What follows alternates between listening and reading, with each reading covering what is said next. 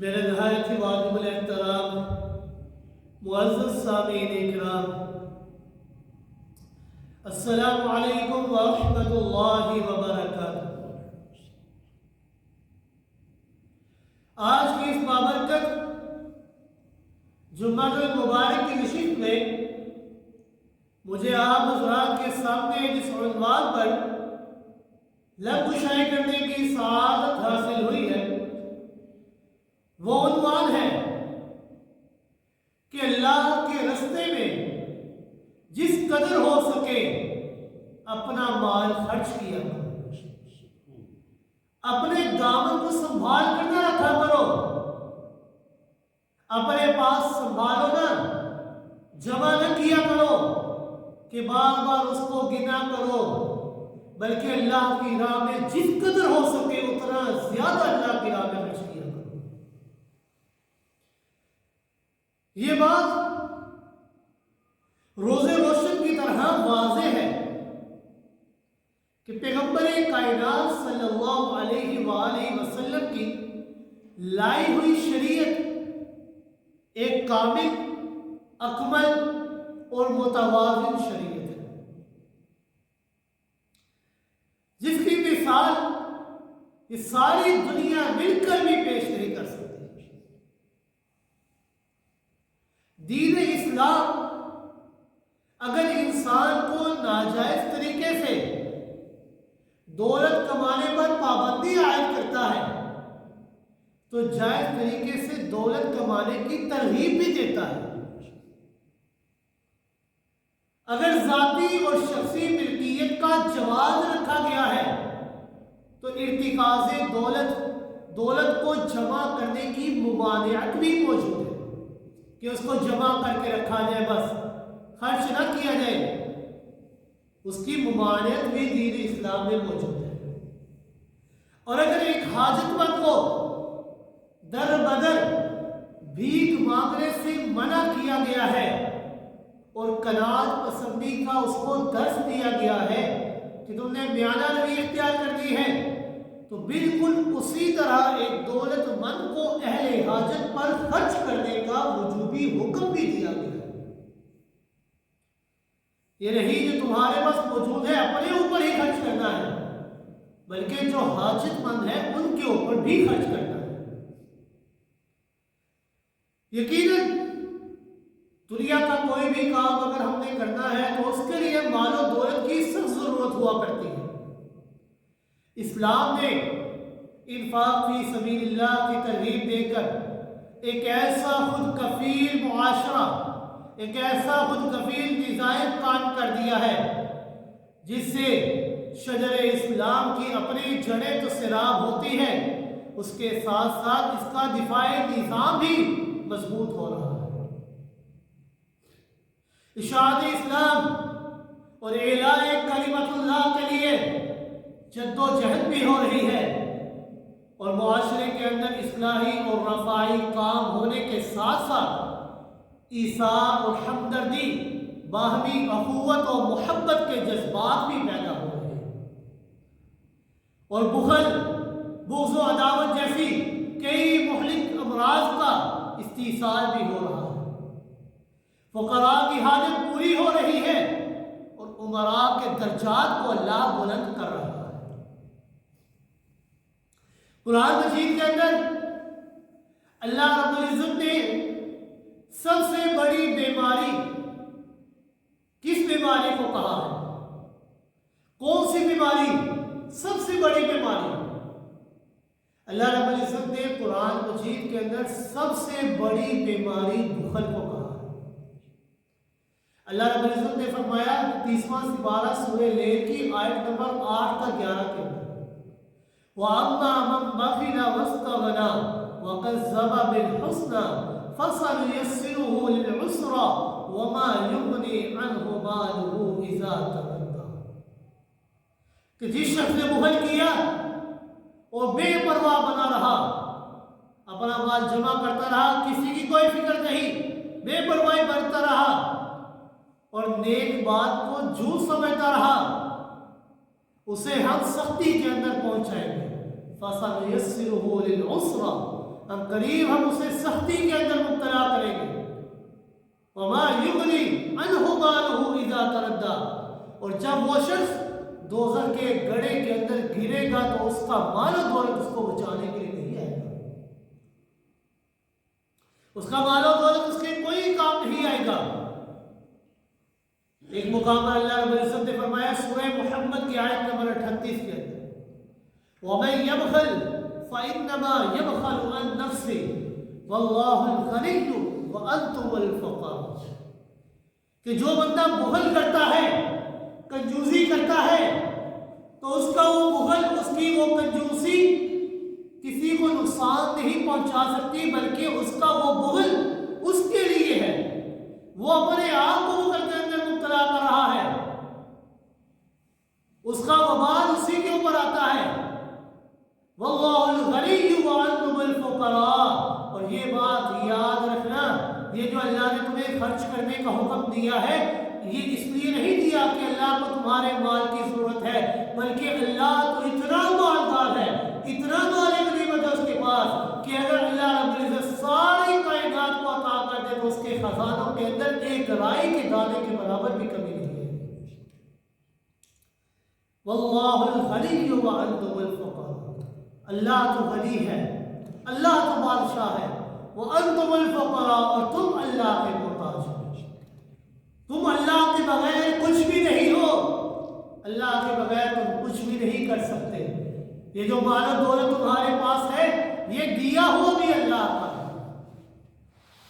سورہ حشر کی آیت نمبر 9 کے اندر اللہ رب العزت نے فرمایا وَمَن يُوقَ شُحَّ نَفْسِهِ فَأُولَٰئِكَ هُمُ الْمُفْلِحُونَ، جو بندہ اپنے نفس کی لالچ سے بچا لیا گیا، جس نے اپنے آپ کو بخل سے بچا لیا، کنجوسی سے بچا لیا، اور اللہ اپنی راہ میں مال خرچ کرتا رہا، تو یاد رکھنا اللہ رب العزت نے فیصلہ کر دیا ہے.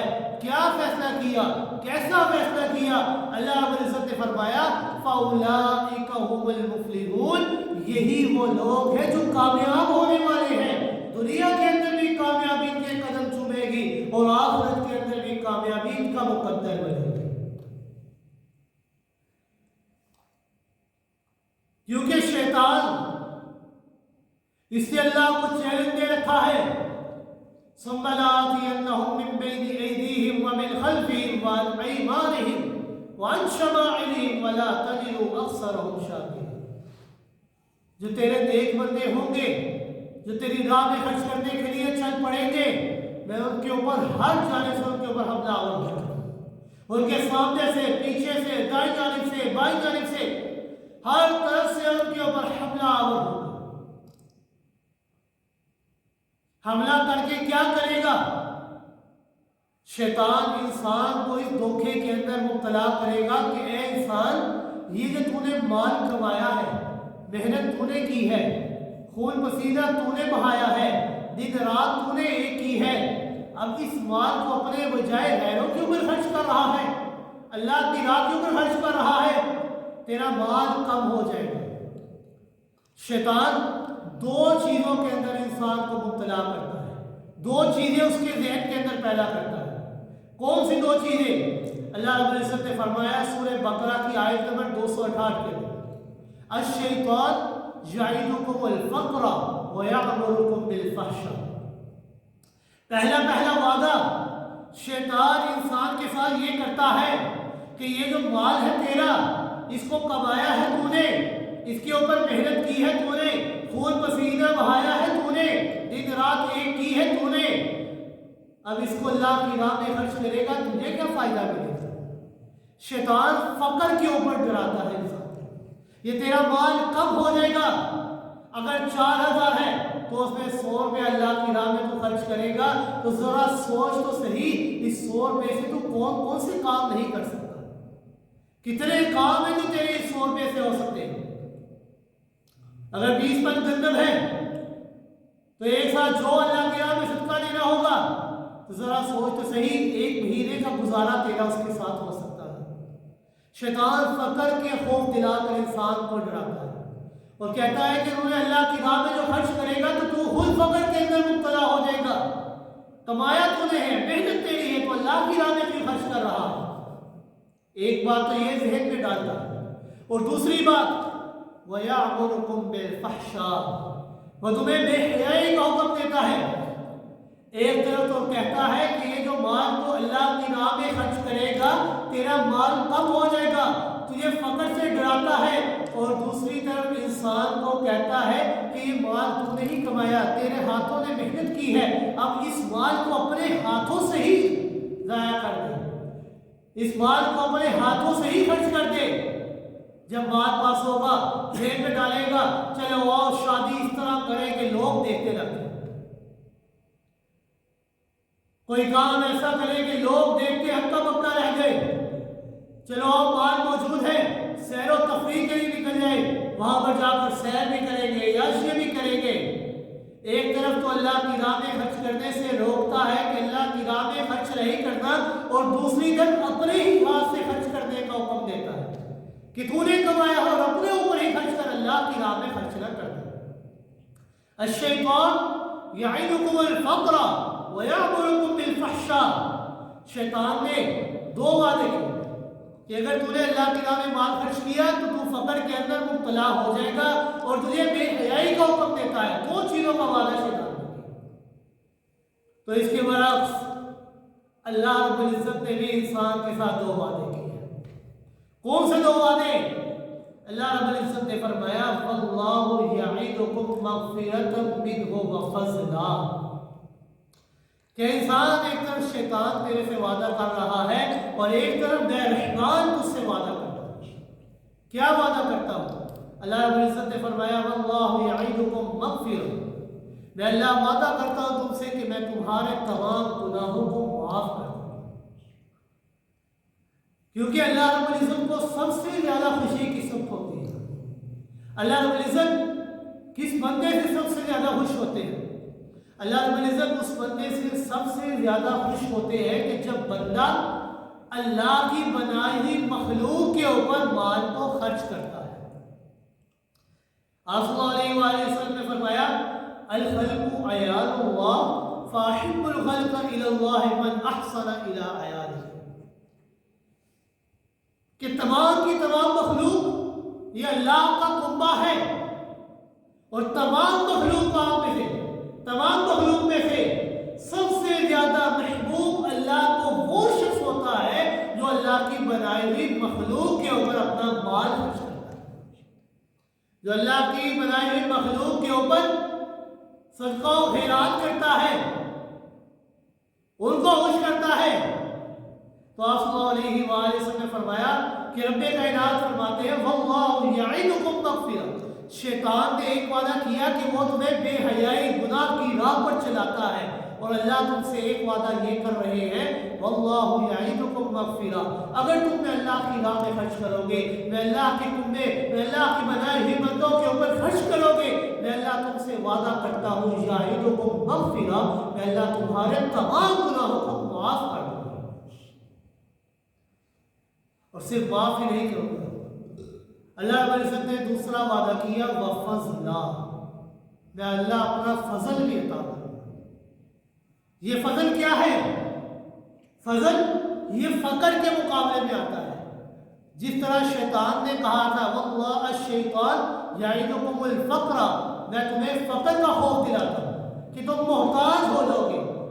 اللہ رب العزت نے اس کے مقابلے میں فضل کا لفظ ذکر کیا اور فرمایا وَاللَّهُ يَعِدُكُمْ مَغْفِرَةً مِّنْهُ وَفَضْلًا، میں اللہ تمہیں اپنا فضل دینے کا وعدہ کرتا ہوں، اور فضل کیا ہے کہ میں اللہ تمہیں دنیا کے اندر تمہارے رزق کے اندر فراوانی ڈال دوں گا، تمہارے رزق کے اوپر اپنے برکت ڈال دوں گا، اپنی رحمتوں کا نزول کر دوں گا، رحمتوں کی بارش برسا دوں گا۔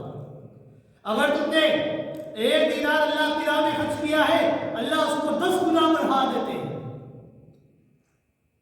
اللہ رب العزت اپنے فضل کا وعدہ کرتے ہیں، جس طرح سورہ جمعہ کے اندر اللہ رب العزت نے فرمایا تھا فَإِذَا قُضِيَتِ الصَّلَاةُ فَانتَشِرُوا فِي الْأَرْضِ وَابْتَغُوا مِن فَضْلِ اللَّهِ، کہ جب جمعے کی نماز تم ادا کر لو تو پھر زمین میں پھیل جاؤ اور کیا کرو وَابْتَغُوا مِن فَضْلِ اللَّهِ، اللہ کے فضل کو تلاش کرو، روزی کو تلاش کرو،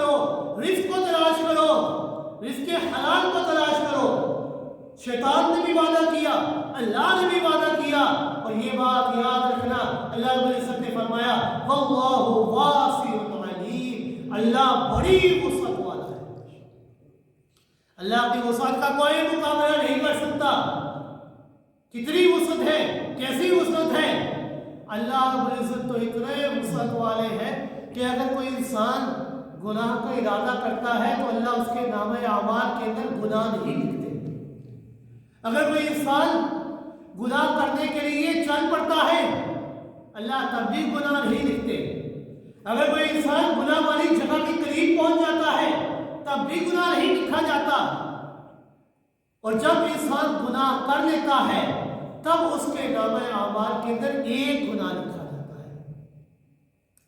اگر کوئی انسان نیکی کا ارادہ کرے, اللہ بڑی وسعت والے ہیں, اگر کوئی انسان نیکی کا ارادہ کرے تو محض نیکی کے ارادے پر اللہ اس کے نامہ اعمال کے اندر ایک نیکی لکھ دیتے ہیں. اگر وہ سویا ہوا تھا, اٹھا ہے اس نیکی کو کرنے کے لیے, اللہ اس اٹھنے کی وجہ سے اس کے نامہ اعمال کے اندر نیکیاں لکھ دیتے ہیں. اگر وہ اس نیکی کے لیے چل پڑا ہے تو اللہ اس کے چلنے کی وجہ سے قدم بقدم اس کے لیے نیکیاں لکھ دیتے ہیں. مثال کے طور پر اگر اس نے تہجد کے لیے سوچا تھا رات کو کہ میں تہجد کی نماز کے لیے اٹھوں گا, ابھی ارادہ کیا, نیت کی, لیکن اٹھا نہیں, صرف محض ارادہ کرنے پر اللہ رب العزت تہجد کا ثواب اس کو عطا فرماتا ہے. اس کے نامہ اعمال کے اندر نیکیاں لکھ دیتے ہیں. اور اگر نیکی کر لے اور اس کا نیت یہ ہو کہ اللہ میں نے صرف تجھے راضی کرنے کے لیے نیت کی تھی, یہ کام میں نے تیری رضا کے لیے کیا ہے, تو اللہ رب العزت نے فرمایا واللہ یضاعف لمن یشاء, اللہ اس نیکی کو اتنا بڑھاتے ہیں کہ جس قدر اللہ چاہے اس کا ثواب اس کے نامہ اعمال میں دیتے ہیں. ایک نہیں, دو نہیں, 10 3 نہیں, 10 گنا اللہ رب العزت اس کے نامہ اعمال کے اندر نیکیاں لکھ دیتے ہیں. واللہ واسع, اللہ بڑی وسعت والے ہیں. اس لیے تو آپ صلی اللہ علیہ وآلہ وسلم نے فرمایا نیت المؤمن خیر من عملہ, کہ مومن بننے کی نیت اس کے عمل سے کئی گنا بہتر ہوا کرتی ہے. کیوں, وجہ کیا ہے, نیت کیوں بہتر ہے عمل سے؟ حالانکہ عمل اس کا ثواب تو کئی گنا زیادہ ہے, تو نیت کیسے بہتر ہے؟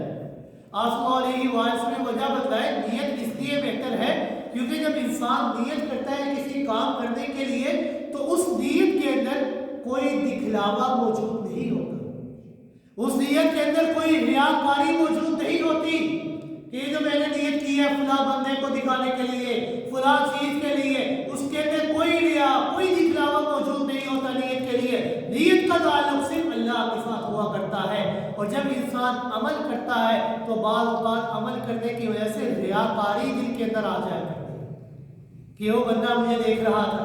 انسان نماز پڑھ رہا ہے, اگر 1 سیکنڈ کا سجدہ کرتا ہے تو اسے 2 سیکنڈ کا سجدہ کیا کہ فلاں بندہ مجھے دیکھ رہا ہے, تو یہ اس کا سجدہ اللہ کے لیے نہیں بلکہ بندے کے لیے ہوتا ہے.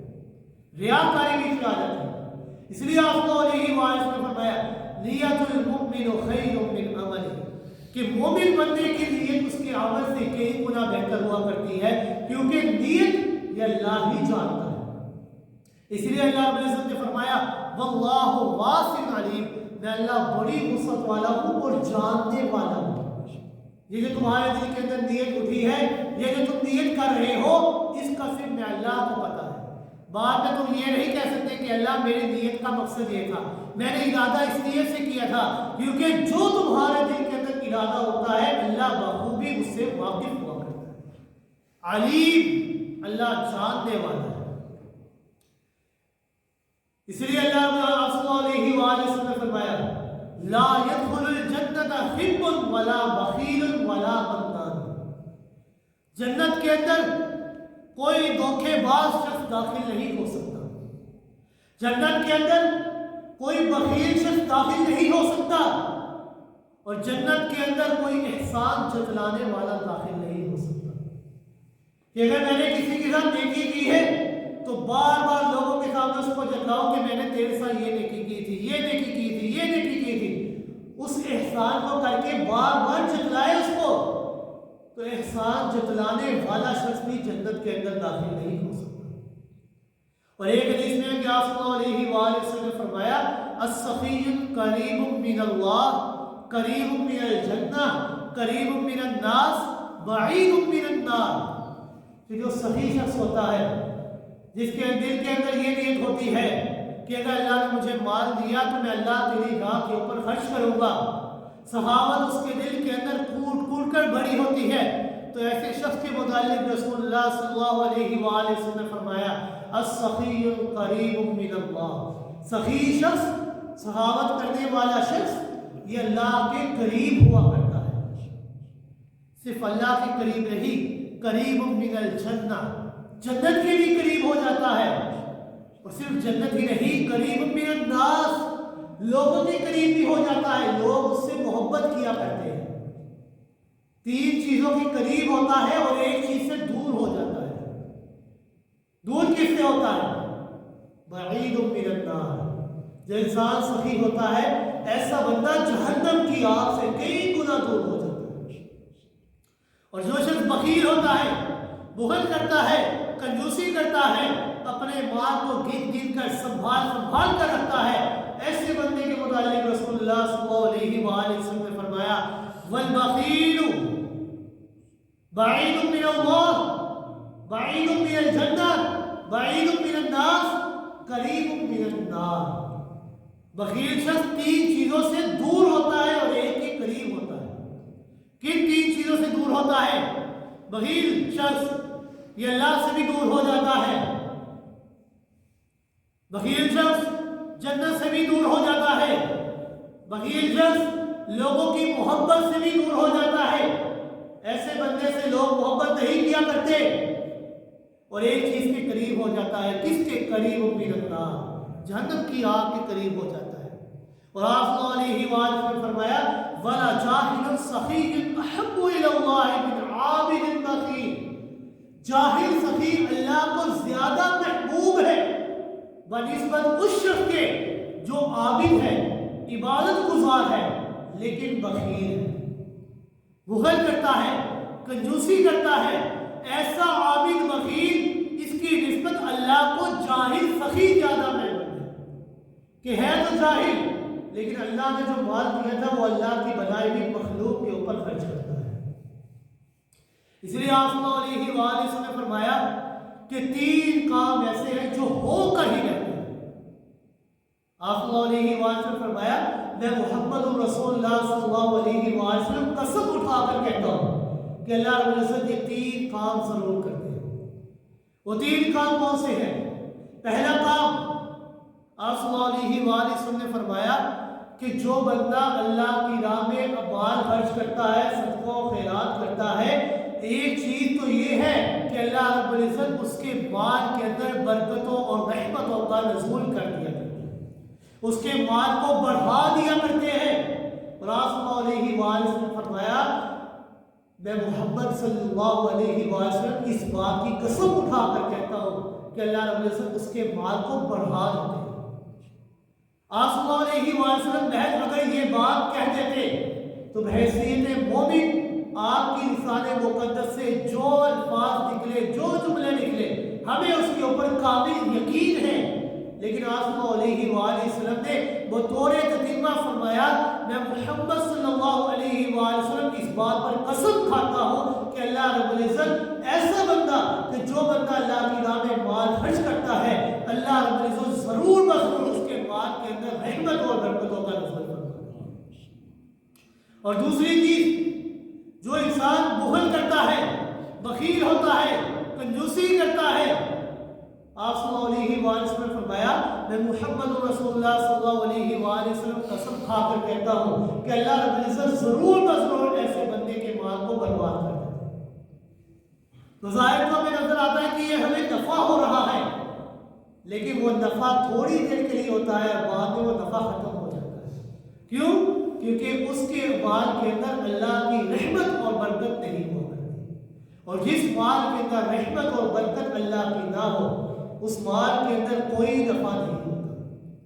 اور تیسری چیز آپ صلی اللہ علیہ وآلہ وسلم نے فرمایا کہ جب کوئی بندہ مظلوم ہوتا ہے ایک ظالم دوسرے بندے کے اوپر ظلم کرتا ہے، وہ مظلوم ہوتا ہے اور وہ اپنی مظلومیت کے اوپر ڈنڈورا نہیں پیٹتا بلکہ صبر کرتا ہے، صبر کے دامن کو مضبوطی سے تھام لیتا ہے اور اس بات پر یقین کرتا ہے کہ اللہ رب العزت نے فرمایا ان اللہ مع الصابرین، میں اللہ صبر کرنے والوں کے ساتھ ہوں۔ تو اللہ رب العزت فرماتے ہیں کہ ایسے بندے کی مظلومیت صرف تھوڑے عرصے کے لیے ہے، بعد میں جو ظالم ہے وہ مظلوم ہوگا اور مظلوم ہو صحیح بن جائے گا، اس کی تمام مظلومیت ختم ہو جائے گی اور وہ بلند ہو جائے گا، اس کو فضیلت مل جائے گی، اس کے درجات بلند ہو جائیں گے۔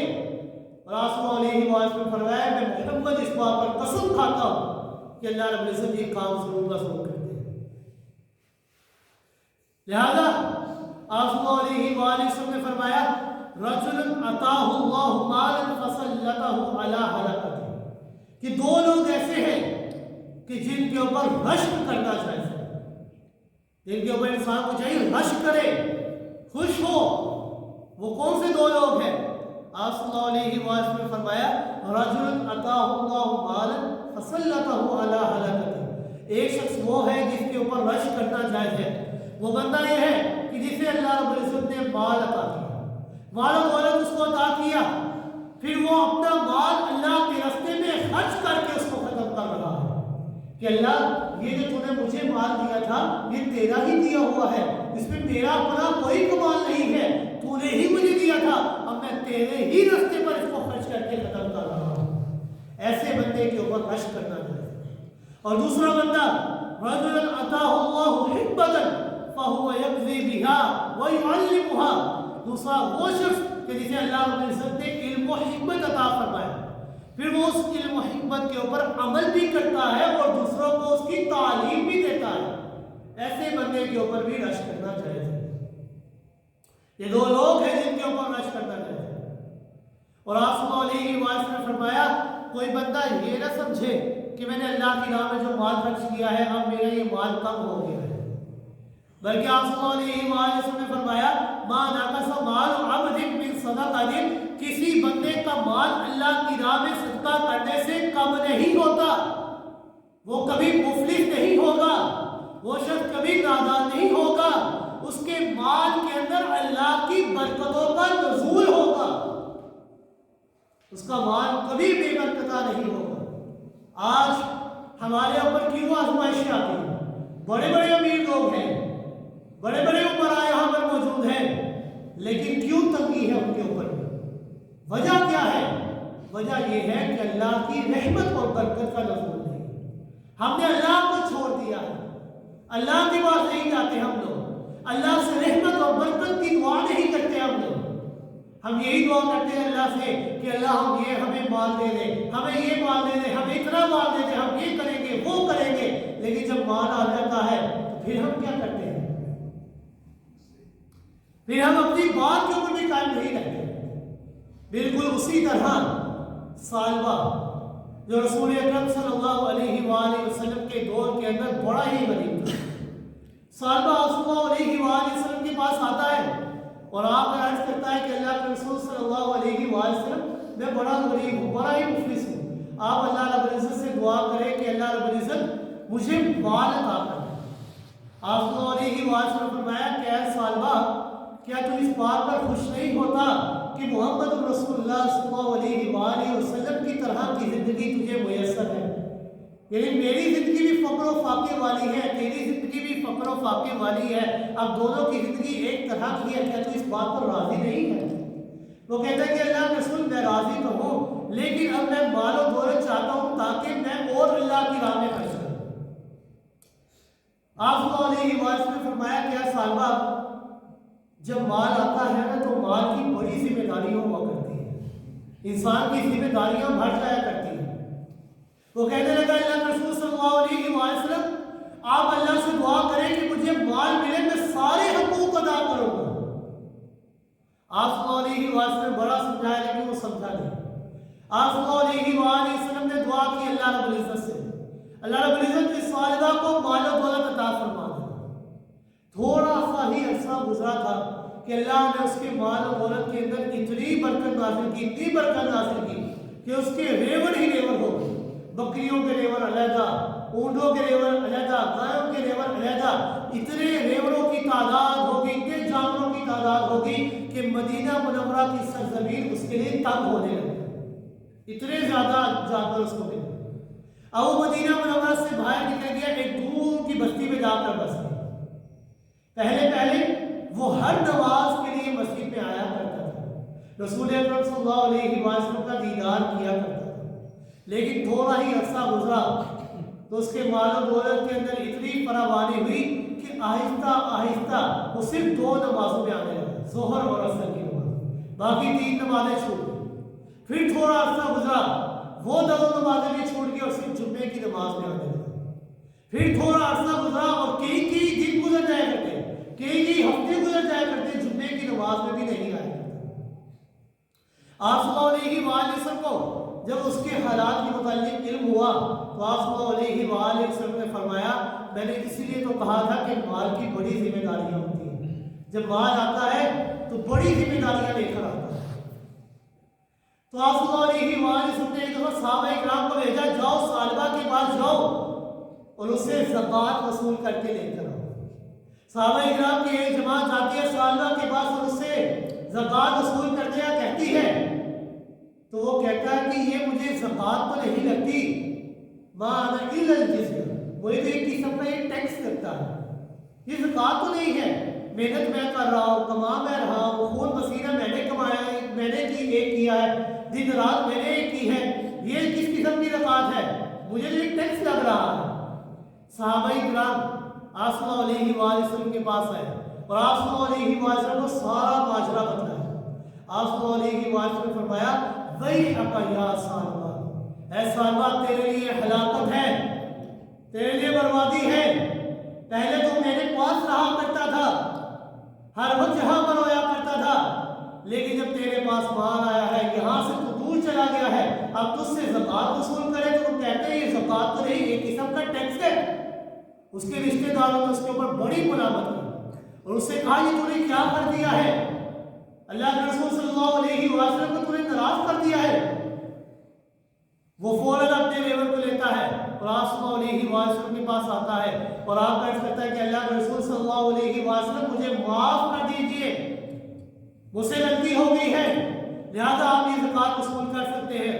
آپ صلی اللہ علیہ وسلم نے فرمایا نہیں، اب میں یہ زکوٰۃ وصول نہیں کروں گا، کیونکہ اللہ رب العزت نے اب مجھے زکوٰۃ دینے سے منع کر دیا ہے تجھ سے، اب میں یہ زکوٰۃ وصول نہیں کروں گا۔ اور آپ صلی اللہ علیہ وآلہ وسلم اس کی زندگی کے اندر اس دنیا سے پردہ ہو جاتے ہیں۔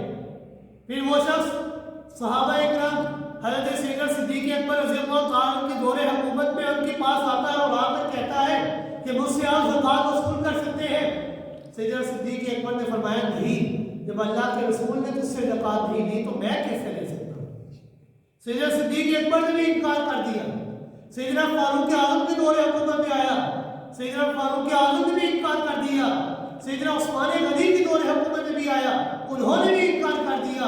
اور سیدنا عثمان غنی رضی اللہ تعالیٰ کے دور حکومت کے اندر وہ نامرادی اور ناکامی والی زندگی اس دنیا سے پردہ ہوا، اس دنیا سے ہمیشہ ہمیشہ کے لیے وہ چلا جاتا ہے۔ تو اس لیے آپ کو علیہ وآلہ نے فرمایا کہ جب انسان کے پاس مال آتا ہے تو مال کے ساتھ بڑی بڑی ذمہ داریاں ہوا کرتی ہیں، لہذا انسان کو چاہیے اتنا ہی اللہ سے مانگے جتنا وہ اللہ کا حق ادا کر سکتا ہے۔ اللہ کے راستے میں ہمیں مال خرچ کرنے سے بظاہر تو یوں لگتا ہے کہ ہمارا مال کم ہو رہا ہے، لیکن وہ مال کم نہیں ہوتا بلکہ وہ مال ہمارے لیے جمع ہو رہا ہوتا ہے۔ آپ صلی اللہ علیہ وآلہ وسلم کے پاس ایک دفعہ کہیں سے گوشت آ جاتا ہے۔ آپ صلی اللہ علیہ وآلہ وسلم صدیقہ کائنات حضرت عائشہ رضی اللہ تعالیٰ عنہ سے فرماتے ہیں کہ عائشہ اس گوشت کو اللہ کی راہ میں تقسیم کر دیں۔ آپ صلی اللہ علیہ وسلم شام کے وقت آتے ہیں اور آپ سے سوال کرتے ہیں کہ عائشہ کیا باقی بچا ہے؟ حضرت عائشہ رضی اللہ تعالیٰ عنہ فرماتی ہے کہ اللہ کے رسول صلی اللہ علیہ وسلم سارا گوشت میں نے تقسیم کر دیا ہے، صرف ایک یہ بکری کا شانہ باقی رہ گیا ہے، یہ کندھا باقی رہ گیا ہے۔ آپ صلی اللہ علیہ وسلم نے حقیقت سے پردہ اٹھایا، فرمایا کہ عائشہ یہ جو کندھا باقی رہ گیا ہے یہ باقی نہیں رہا، یہ تو ہم نے کھا لینا ہے، یہ ختم ہو جانا ہے،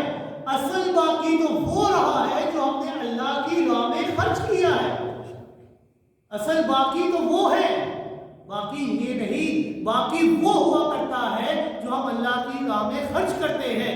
کیونکہ بظاہر تو یہ لگتا ہے کہ ہمارا مال کم ہوتا ہے، لیکن در حقیقت وہ مال کم نہیں بلکہ اللہ کے ہاں ہمارے لیے جمع ہو رہا ہوتا ہے. اور آپ صلی اللہ علیہ وسلم نے فرمایا ساری چیزوں میں سے تین چیزیں ہماری ہیں. وہ کون سی ہیں؟ ایک ما اکلا فافنا، ایک وہ چیز جو ہم نے کھا لی تو ختم ہو گئی. دوسری چیز او لابسا فاولا، یہ کپڑے جو ہم پہنتے ہیں یہ پرانے ہو جاتے ہیں، یہ بھی ختم ہو گئے. اور تیسری چیز او آتا فاقتنا، تیسرا وہ چیز جو راہ خدا کے اندر ہم خرچ کرتے ہیں وہ ہمارے لیے جمع ہوتا ہے. صرف یہ تین چیزیں ہماری ہیں، اس کے علاوہ کوئی چیز ہماری نہیں ہے. وما سوا ذالک فہو ذاہب متارکہ للناس، اس کے علاوہ جتنی بھی چیزیں ہیں، جو کچھ بھی ہے، وہ سب کا سب ہم دوسروں کے لیے چھوڑ کر جاتے ہیں. وہ سب کا سب مال اغیار ہے، ہم صرف اس کے محافظ اور ایک چوکیدار کی حیثیت سے موجود ہیں. جو ہم کھاتے ہیں وہ موجود ہے، جو پہن لیا وہ ہمارا ہے، اور جو ہم نے اللہ کی راہ میں خرچ کر دیا وہ ہمارا ہے. اس کے علاوہ جتنا بھی ہے، جو بھی ہے، ہم اس کے اوپر محض ایک چوکیدار کی حیثیت سے موجود ہیں، آنے والوں کے لیے اس کی حفاظت کر رہے ہیں. اور پیغمبر کائنات صلی اللہ علیہ وسلم نے فرمایا کہ روزانہ صبح کے وقت دو فرشتے اللہ کے حکم سے آسمان سے اترتے ہیں اور دونوں فرشتے دعا کرتے ہیں. کون سی دعا؟ ایک فرشتہ دعا کرتا ہے اللہم آتی منفقا خلفا، کہ اے اللہ جو بندہ تیری راہ کے اوپر اپنا مال خرچ کرتا ہے، اے اللہ اس کو مزید عطا فرما. ایک فرشتہ یہ دعا کرتا ہے جو تیری راہ میں خرچ کرے اس کو مزید عطا فرمانا. اور دوسرا فرشتہ دعا کرتا ہے اللہم آتی ممسکا وتلفا، کہ اللہ جو بندہ تیری راہ میں اپنا مال خرچ نہیں کرتا بلکہ بخل کرتا ہے، کنجوسی کرتا ہے، اپنے مال کو سنبھال کر جمع کر کے رکھتا ہے، اے اللہ ایسے بندے کے مال کو برباد کر دے. اب دونوں فرشتے ہیں اور کوئی فرشتہ اپنی مرضی سے نہیں آتا بلکہ اللہ کے حکم، اللہ کی اذن سے آتا ہے. جب اللہ کے حکم سے دونوں فرشتے آئے، دونوں نے دعا کی، آیا ان کی دعا کی قبولیت کے اوپر کوئی شک باقی رہ جاتا ہے کہ یہ دعا قبول ہوگی کہ نہیں؟ ان کی دعا کی قبولیت کے اوپر کوئی شک باقی نہیں رہتا، ان کی دعا ضرور بضرور قبول ہوگی. قرآن مجید کے اندر اللہ رب العزت نے بگاہے بار بار انسان کو اللہ کی راہ میں خرچ کرنے کا حکم دیا ہے. اللہ رب العزت نے فرمایا وَلِلَّهِ مِيرَاثُ السَّمَاوَاتِ وَالْأَرْضِ، یہ جو آسمان و زمین کا جو کچھ بھی ہے، جتنا بھی مال و دولت ہے، جتنی بھی چیزیں ہیں، یہ تمہاری نہیں ہے بلکہ اللہ کی ہے. وَلِلَّهِ مِيرَاثُ السَّمَاوَاتِ وَالْأَرْضِ، یہ اللہ کی میراث ہے. لہذا جب اللہ نے ہی تمہیں اپنا مال دیا ہے تو پھر اللہ کی راہ میں مال خرچ کیوں نہیں کرتے؟ کیوں بخل کرتے ہو؟ کیوں کنجوسی کرتے ہو؟ تمہیں تو چاہیے کہ اللہ کی راہ میں اپنا مال خرچ کرو. اور ایک مقام پر اللہ رب العزت نے فرمایا سورہ منافقون کی آخری آیت، اللہ رب العزت نے فرمایا وَأَنفِقُوا مِمَّا رَزَقْنَاكُم مِّن قَبْلِ أَن يَأْتِيَ أَحَدَكُمُ الْمَوْتُ فَيَقُولَ رَبِّ لَوْلَا أَخَّرْتَنِي إِلَىٰ أَجَلٍ قَرِيبٍ فَأَصَّدَّقَ وَأَكُن مِّنَ الصَّالِحِينَ وَلَن يُؤَخِّرَ اللَّهُ نَفْسًا إِذَا جَاءَ أَجَلُهَا وَاللَّهُ خَبِيرٌ بِمَا تَعْمَلُونَ. اللہ رب العزت نے فرمایا وَأَنفِقُوا مِمَّا رَزَقْنَاكُم، جو مال ہم نے تمہیں دیا ہے اس مال سے مرنے سے پہلے اللہ کی راہ کے اوپر خرچ کرو. مما رزقناکم، جو مال ہم نے تمہیں دیا ہے، من قبل ان یاتی احدکم الموت، اپنی موت سے پہلے اس مال کو اللہ کی راہ کے اوپر خرچ کرو. کہیں یہ نہ ہو فیقول ربی لولا اخرتنی الی اجل قریب، جب موت آ جائے عذاب کو دیکھ لو پھر اللہ سے دعا کرو لولا اخرتنی الی اجل قریب، اے اللہ مجھے تھوڑی دیر کے لیے مہلت دینا، تھوڑی دیر کے لیے دنیا میں بھیجنا، میں اس تھوڑے سے لمحات کے اندر میں اپنا سارا مال تیری راہ میں خرچ کر دوں گا اور تیری راہ میں خرچ کر کے میں نیکوکاروں کے اندر شامل ہو جاؤں گا فاصدق واکن من الصالحین، میں سارا مال تیری راہ میں خرچ کر دوں گا، صدقہ و خیرات کروں گا اور نیکوکاروں کے اندر شامل ہو جاؤں گا۔ لیکن اللہ رب العزت نے فرمایا وَلَن يُؤَخِّرَ اللَّهُ نَفْسًا إِذَا جَاءَ أَجَلُهَا، وَلَن يُؤَخِّرَ اللَّهُ نَفْسًا إِذَا جَاءَ أَجَلُهَا، جب بندے کے اوپر اس کی موت کا وقت آ گیا ہے، اس کی موت آ گئی ہے، اب وہ بے شک اللہ سے دعا کرے کہ اللہ سے چند لمحات کی مہلت دے دے، تو اللہ نے فرمایا وَلَن يُؤَخِّرَ اللَّهُ نَفْسًا إِذَا جَاءَ أَجَلُهَا، اب میں کسی بندے کو بھی ایک سیکنڈ کی بھی مہلت نہیں ملے گی، ایک لمحے کی بھی مہلت نہیں ملے گی۔ وَاللَّهُ خَبِيرٌ بِمَا تَعْمَلُونَ، کیوں؟ کیونکہ اللہ رب العزت باخبر ہے ہر اس چیز سے جو تم عمل کرتے ہو۔ موت کو دیکھ لینے کے بعد، عذاب کو دیکھ لینے کے بعد انسان کہتا ہے کہ اللہ مجھے چند لمحات کی مہلت دے دے، میں اپنا مال تیری راہ میں خرچ کروں گا۔ آیا اللہ رب العزت نے یہ جو قرآن کریم ہمارے لیے بھیجا تھا، اس قرآن کے اندر اللہ رب العزت نے بار بار انسان کو حکم دیا ہے وَأَنفِقُوا وَأَنفِقُوا وَأَنفِقُوا، خرچ کرو خرچ کرو اللہ کی راہ میں۔ کیا اس وقت تمہیں نہیں علم تھا؟ کیا اس وقت تمہیں معلوم نہیں تھا جب میں نے تمہیں مہلت دی تھی اس وقت تم نے کیوں خرچ نہیں کیا؟ لہذا اللہ رب العزت نے فرمایا وَأَنفِقُوا مِمَّا رَزَقْنَاكُمْ مِن قَبْلِ أَن يَأْتِيَ أَحَدَكُمُ الْمَوْتُ، موت کے آنے سے پہلے اللہ کی راہ میں اپنا مال خرچ کر، بعد میں یہ نہ ہو کہ تم اللہ سے یہی دعا کرتے رہو کہ اللہ میں مہلت دے، لیکن اس وقت مہلت نہیں ملی۔ اور یہ نہیں کہ جو تمہیں پسند نہیں ہے چیز اس کو اللہ کی راہ میں صدقہ و خیرات کر دو، بلکہ نیکی تو یہ ہے، اللہ رب العزت نے فرمایا چوتھے سپارے کی پہلی آیت لن تنالوا البر حتى تنفقوا مما تحبون، نیکی یہ ہے کہ تم اپنی پسندیدہ چیز، محبوب ترین چیز اللہ کی راہ میں صدقہ کرو۔ یہ نہیں جو ردی چیز ہے جو تمہیں پسند نہیں ہے، تمہارا دل نہیں کر رہا، اس کو اللہ کی راہ میں صدقہ کر دو، بلکہ محبوب ترین چیز اللہ کی راہ میں صدقہ کرو۔ یہ اصل میں دیتے ہیں۔ حضرت طلحہ رضی اللہ تعالیٰ عنہ، ان کا ایک بہت ہی خوبصورت باغ تھا، ان کو اپنا وہ باغ اتنا پسند تھا کہ وہاں پر نماز بھی پڑھا کرتے تھے اور اللہ رب العزت سے دعا کیا کرتے تھے کہ اللہ اس کا پھل ہمیشہ دے، اس کا پھل ہمیشہ لگا کرتا تھا، ہمیشہ وہ پھل دیا کرتا تھا اور کافی زیادہ مقدار میں پھل دیا کرتا تھا۔ حضرت طلحہ رضی اللہ تعالیٰ نے جب یہ آیت سنی لن تنالوا البر حتى تنفقوا مما تحبون، نیکی یہ نہیں کہ تم کوئی ردی چیز اللہ کی راہ میں صدقہ کرو، اصل نیکی تو یہ ہے کہ اپنی محبوب ترین چیز اللہ کی راہ میں صدقہ کرو۔ جب حضرت طلحہ رضی اللہ تعالیٰ عنہ نے یہ آیت سنی تو فوراً آپ صلی اللہ علیہ وآلہ وسلم کے پاس آ جاتے ہیں اور آ کر کہتے ہیں کہ اللہ کے رسول صلی اللہ علیہ وآلہ وسلم، مجھے اپنے تمام مال کے اندر سب سے زیادہ محبوب بھی اپنا باغ ہے، لہذا میں اس باغ کو اللہ کی راہ کے اندر صدقہ کروں، اللہ کی راہ کے اندر خیرات کروں۔ اور آپ صلی اللہ علیہ وآلہ وسلم نے ارشاد فرمایا انت صدق وانت صحیح شہیح تخشى الفقر وتعمل الغنى، کہ تو ایسی حالت کے اندر صدقہ کر کہ تو بالکل تندرست ہے اور مال کی حرص تیرے دل کے اندر موجود ہے، اور یہ جو مال تیرے پاس موجود ہے اس مال کو جب تو اللہ کی راہ میں خرچ کرے گا تو تجھے اس بات کا بھی خوف ہے کہیں میں فقیر نہ ہو جاؤں، اور اگر اس مال کو میں اپنے پاس رکھتا ہوں تو میں مالدار بھی ہو سکتا ہوں۔ تو آپ صلی اللہ علیہ وسلم نے فرمایا وَلَا تُمْحِلْ حَتَّى إِذَا بَلَغَتِ الْحُلْقُومِ، کہ نیکی یہ ہے، صدقہ یہ ہے کہ اس مال کو صدقہ کرو کہ جو تمہیں محبوب ترین چیز لگتی ہو، اس مال کو اللہ کی راہ میں صدقہ کرو، اور صدقے کو اس وقت تک مؤخر نہ کرنا کہ جب تک تمہاری روح حلق تک نہ پہنچ جائے، یعنی وہ تمہارے سامنے آ جائے پھر تم صدقہ کرو، یہ نہیں، بلکہ صدقے کا جب بھی وقت آ جائے فوراً اس صدقے کو پہلے عطا کیا۔ اس مال و دولت سے اللہ رب العزت سے اس کی پناہ مانگنی چاہیے، کیونکہ جتنا مال و دولت ہوتا ہے اتنا ہی حساب کتاب زیادہ ہوتا ہے، اتنا اللہ سے مانگنا چاہیے جتنا انسان اللہ کو اس کا حساب دے سکتا ہے، کیونکہ جتنا مال و دولت زیادہ ہوتا ہے انسان کے دل کے اندر اتنی ہی لالچ، طمع، بخل زیادہ ہوتا جاتا ہے۔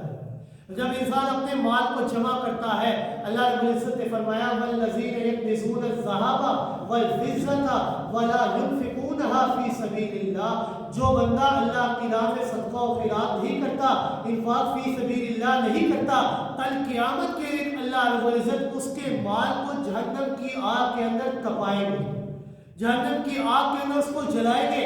پھر جب وہ جل جائے گا اس کو ایک گرم حصے کوئلہ بن جائے گا، پھر اس کوئلے کو لے کر انسان کی پیٹھ اور اس کی پیشانی کو اس سے داغا جائے گا اور اس سے کہا جائے گا ہذا مال، یہ ہے تیرا مال، یہ تیرا مال ہے جس کو تو دنیا کے اندر سنبھال کر رکھتا تھا، جمع کر کے رکھتا تھا. آ جا مجھ میرے پاس آ جا. لیکن اس وقت انسان اس مال سے دور بھاگتا ہے. آج ہمارے اوپر کیوں آزمائشیں آ رہی ہیں، کیوں پاکستان کے اوپر مصیبتیں آ رہی ہیں؟ کیونکہ آج کے انسان کے اوپر صرف نفسا نفسی کا عالم آ گیا ہے.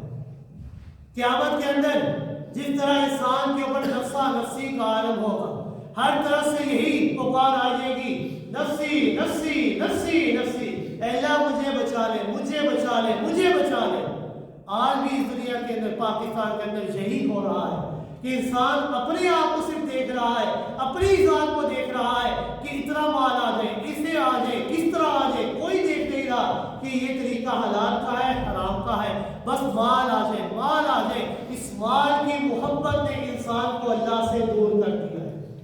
آج ہماری مسجدیں خالی ہوا کرتی ہیں، مساجد سے ہر وقت دن میں 5 مرتبہ آواز آیا کرتی ہے، حی علی الصلاۃ، حی علی الفلاح، آ جاؤ کامیابی کی طرف، آ جاؤ کامیابی کی طرف. لیکن ہماری مسجدیں پھر بھی خالی رہتی ہیں.